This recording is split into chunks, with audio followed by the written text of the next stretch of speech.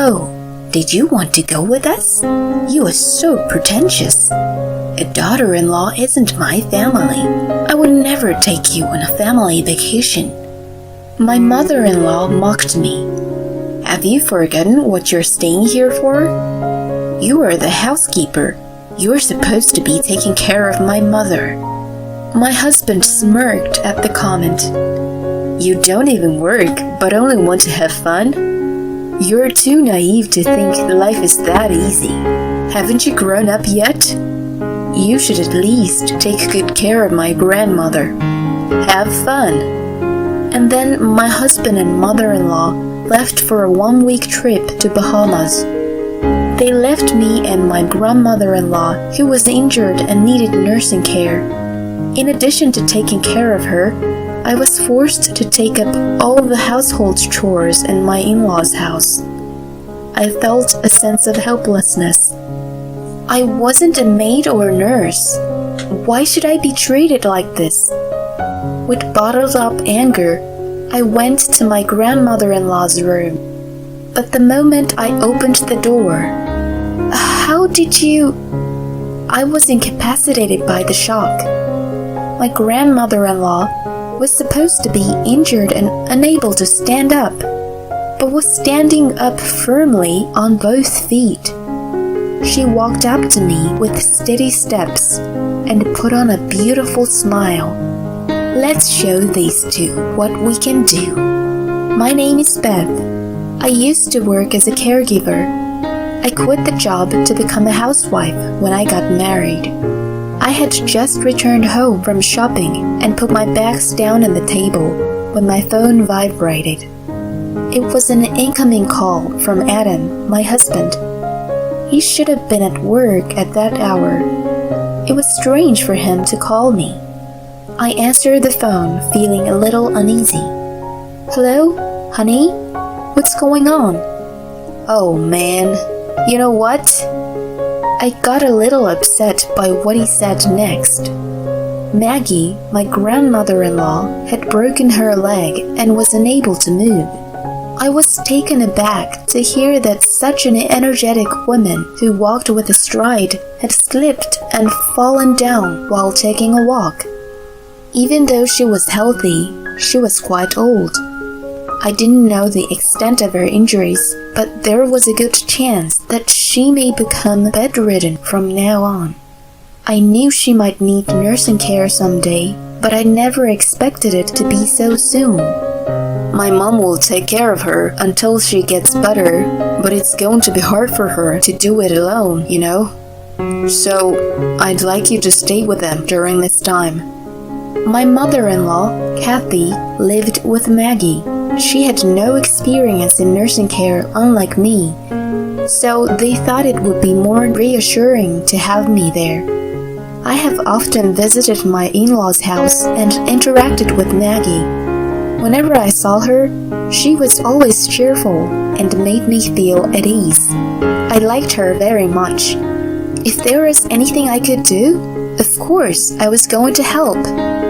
I eagerly agreed to Adam's proposal. The next day, I went to my in-laws' house alone. Adam had to work, so I was the only one staying with them.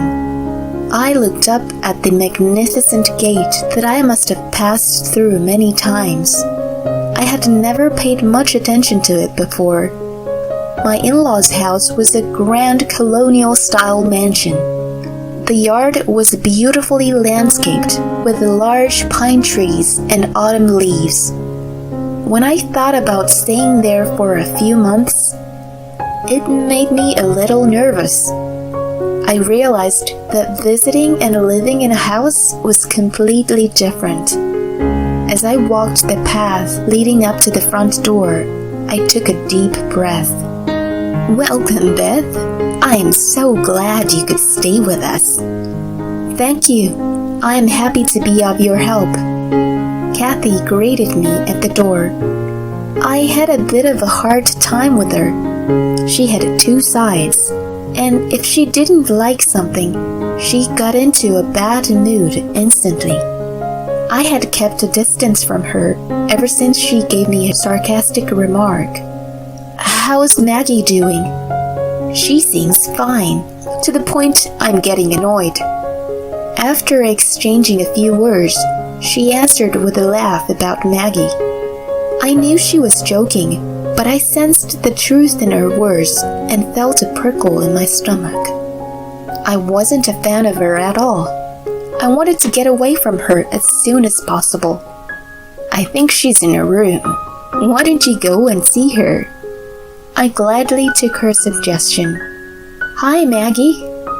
Oh, Beth. I am sorry. It's become such a big deal. I was a little relieved to see her sitting on the bed, looking as healthy as before. But the cast from her waist to her right leg looked painful. According to her, when she slipped, she fell on her buttocks and broke the base of her thigh. When I worked at a nursing home, I once took care of a patient who had the same fracture. I remembered how hard and painful it was for the patients to move around. If there is anything I can do to help you, please let me know. Don't worry too much. Just make yourself at home. I took her hands and she returned her usual gentle smile. About a month after I started staying at my in-laws' house. Hey, Beth, there's a lot of raw garbage in the bin. I told you to keep it clean. Kathy yelled at me from the porch while I was hanging the sheets in the yard. I was completely exhausted. In addition to taking care of Maggie, I became responsible for all the housework there. Within 3 days of my arrival, Kathy abandoned it and threw it at me. Well, why don't you do it? I'm busy right now. I talked back to her. By the time I realized what I had done, it was too late. She snickered and started ranting. How dare you talk to me like that when you're staying at my house? Don't you have manners? Oops, my mouth slipped. If I raised even one protest, she came back with twice as much sarcasm. I, of course, stood my ground in the beginning, but I became tired and stopped arguing after going through it every time. Since you married into my family, it's your duty to serve us, you know. Am I saying something wrong? I don't think so. She continued until I admitted my fault. Yes, you're right. I was wrong. I said the usual words. Okay, good. She walked away towards the living room. I had just finished most of my chores and was about to take a break when I received a call. I looked at the name and sighed for the unknown times. Hey, why haven't you done my laundry? Adam's angry shout came from the phone. Not only Kathy, but I had another cause of my exhaustion. It was my husband. He stayed at home because of his commute, which meant that there were chores that needed to be attended to there as well.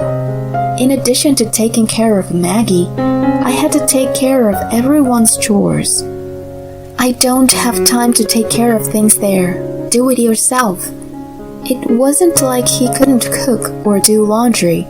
In fact, for a while after we got married, he sometimes took the initiative in doing the housework. He became completely dependent on me, though. He wasn't pleased with my answer and raised his voice even more. What are you talking about? You are a stay-at-home wife. You got all the time in the world, don't you? Why can't you even do this? He put himself on the back burner and put all the blame on me. The way he said it was just like Kathy, and I lost all energy to talk back to him. I moved the noisy phone away from my ear, hung up on him, and then threw it on the couch in a fit of anger. At that moment, the door opened and Kathy peeked out. I stiffened, expecting her to say something. I'm going out for a while. You stay here. Sure. and as soon as she said it, she was gone. Ever since I came here, I felt that she had been going out more often. I wondered if it was to force me to do the housework. I was also fed up with myself for thinking negatively like this in those days. No matter how busy I was, neither Kathy nor Adam helped me. On the contrary, they complained to me.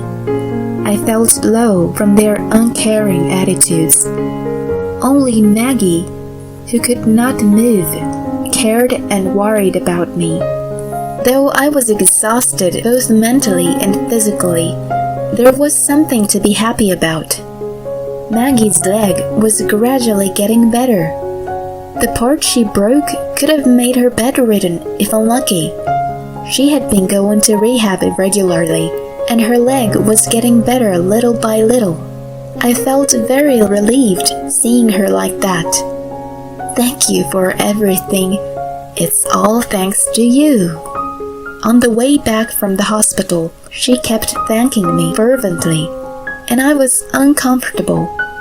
No, not at all, but I'm glad you're getting better. The sun shined on my hands as I gripped the steering wheel. It was a nice, sunny day, the first in a long time. Maybe I should have her take her meal out on the porch. I'll make sure to repay you for this favor. I didn't really understand what she meant at the time. 3 months have passed since I started staying with my in-laws. I finished putting away the dinner, and when I emerged into the living room, Kathy was there. She had a large suitcase open and was humming a tune. Hey, Kathy, what's going on? She stopped packing and looked at me. Oh, right. I forgot to tell you. I'm going to the Bahamas tomorrow. Pardon me? I thought I had misheard her, so I asked her back. She must have been in a good mood because she said again, Bahamas, Bahamas, and went back to packing her bags. It was usual for her to go out somewhere, but going abroad was totally out of the blue. She should have at least consulted with me beforehand. She said, without even looking at me, Take care of my mother, okay? I kept my mouth shut. It didn't matter what I said to her. Besides, even if she was at home, she didn't take care of Maggie or do the housework. It made no difference. If anything, I felt better for not having to deal with her usual sarcasm. I wanted her to leave as soon as possible. I drifted off to sleep, complaining. The next morning, I heard someone coming into the house, and then the living room door opened. Mom, are you ready? Adam, I've been waiting for you. I heard his name and came out of the kitchen in surprise. Honey, what are you doing here? For some reason, he was standing there. It was a weekday and he should have been at work by now. Hey, didn't you know? The trip to the Bahamas. Yeah, I know, but why are you here? Well, I'm going with my mom. What are you? He said it so matter-of-factly that I was absolutely stunned. Kathy must have misunderstood my surprised face and smirched at me. Oh, perhaps you wanted to go with us, Beth. You are so pretentious. You have my mother to take care of. Have you forgotten what you came here for? You're my daughter-in-law. You're supposed to take care of my family. Adam, who apparently took her words to heart, also grimaced at me. You haven't been doing much housework lately and have been really useless. You don't even do your duty, but want to have fun? You're ridiculous. At least, take care of my grandma properly. You used to be a pro. No, I didn't know where to begin my argument with such beside-the-point sarcasm and accusation. Still, I had to say something. When I opened my mouth, Kathy looked at her watch and exclaimed, "We're running late." "Well then, take care of my grandma." The two of them hurried to the front door. I naturally followed them, but the door closed in front of me mercilessly. The hallway was darkened with the sound of a heavy thud. I stood there looking at the closed door. I wondered if Adam had been preparing for the trip while I had been busy being a maid. I did all the housework, cared for Maggie, and everything else, and they went on a fun trip. I was fed up with their ludicrously insensitive attitudes. They accused me of slacking on my chores, but they put everything on me. They forced me to care for Maggie when they should have been the ones to do so. They uncared and left a disabled family member behind. Why should I be treated like this? I tried to suppress my uncontrollable anger by clenching my fists. I took a deep breath and calmed my nerves, not to go crazy. I had to prepare Maggie's meal. I headed for the kitchen in despair. I put the meal on a tray and went to Maggie's room. It wasn't that I didn't want to take care of her. I liked her and enjoyed making small talk and complaining to each other. What I didn't like was the attitude of Kathy and Adam. They imposed various things on me as if it was normal. It pissed me off. I shook my head to shake off the anger. "Maggie, I'm coming in." I knocked and opened the door. She was up in bed, stretching. "Good morning, Beth." "Good morning. You seem to be in good shape this morning." I saw her grinning meaningfully at me as I put down the tray on the table. I returned a curious gaze. She stuck her legs out of the bed and then stood up quickly in a huff. "What the?" I was startled. I knew her leg was recovering well, but it was still supposedly difficult to stand by herself. She stood up smoothly and without any hindrance. Looking at my face, she laughed like a child who had successfully pulled a prank. "How do you?" I used to compete as a high school athlete in track and field. I still couldn't understand what she was trying to say. She saw my puzzled expression and explained what had happened. Track and field was her passion when she was young, and she spent all her spare time training. Leg injuries were almost a daily occurrence back then, so she knew what to do when she got injured. Thanks to her precise initial response, the injury did not worsen, and she was able to recover faster than usual. In addition to having trained her muscles well from a young age, she still took walks on a daily basis. She must have maintained her strengths. No wonder her legs and back were strong. Remembering how she always walked with a beautiful posture, I was oddly convinced. I was bored just laying still in bed, so I was doing rehabilitation secretly.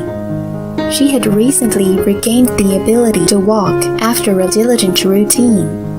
Of course, she was also doing it at the hospital, but it was not enough for her. Her active, always on the move attitude was so like her that I couldn't help laughing. She suddenly made a serious expression and walked toward me. "I am very sorry, not only about taking care of me, but dealing with Kathy and Adam's insane attitude. I am truly sorry." She gave me a tight hug. I flustered and said, "Please, don't be." I was angry at those two, but that wasn't something that Maggie should have apologized for. Besides, I really enjoyed hanging out with her. So, let me return the favor. I heard that before. I tilted my head, not understanding what she meant, and Maggie held out her hands to me. What goes around comes around. Let's remind those two of that. I looked at her hand, stunned, and then at her face. She was looking at me with a wonderful smile on her face. She was right. There was no point enduring them. The treatment I received was absurd and unreasonable. Then, of course, I had the right to retaliate. The anger that I had tried so hard to suppress just a minute ago welled up again. If I was bullied, I would retaliate. I would double the payback. I muttered this to myself and took her hand as she held it out to me. A week has passed since then. It was a cloudless, calm afternoon when my phone vibrated. Knowing who it was, I answered it without checking the screen. "Hey, what's going on here?" I laughed at the voice and the question, just as I had expected them to be. "What are you talking about?" I knew exactly why he sounded so agitated. Still, I asked deliberately, "Why is my grandma's house up for sale?" Adam yelled over the phone. A little further away, I heard Kathy fussing. Hearing her, my smile widened even more. After Maggie and I colluded, she took immediate action. First, she called her lawyer and changed the wills she had prepared. Her assets that were supposed to be inherited by Kathy and Adam were going to the children's sports charity. Her retaliation did not end there. On the same day she had changed her will, she went to the real estate agent and put the house on sale. I was shocked by this, but she told me that the mover and her next residence had already been arranged.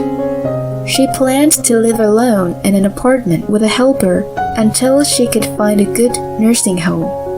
I vividly remembered her smiling with a refreshed expression. She did all this during the week Kathy and Adam were gone. Perhaps she had been preparing it for a long time. Otherwise, it wouldn't have gone so smoothly. She couldn't bear to see her daughter and grandson behaving as they did. Maggie's moved out. What the hell? Why? Well, I think she got tired of you guys leaving everything to me. Adam was annoyed by my nonchalant tone and burst into anger. It's you, isn't it? You said something to her, didn't you? You don't even work, and you think you're so smart. You're just a wife who fails to do what he's supposed to do. You pull this stupid shit. His angry voice overlapped with Kathy's scream. That was when my anger reached a boiling point. Who's pulling the stupid shit?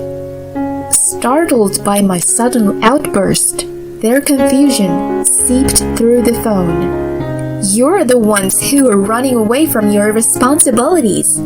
Who do you think you are, putting everything on my shoulders? I'm not your servant or housekeeper. I slammed the words at him as if punching him in the face. He seemed to be searching for words, trying to say something, but not a single word came out. And by the way, I'm divorcing you. I've grown tired of you too. I said it in a way that I really didn't care about him. What? I heard a surprised voice in reply. When Maggie and I visited our lawyer, I also consulted him about my divorce. I hung up the phone to ignore him, who was ranting nonsense. Then I blocked his phone number.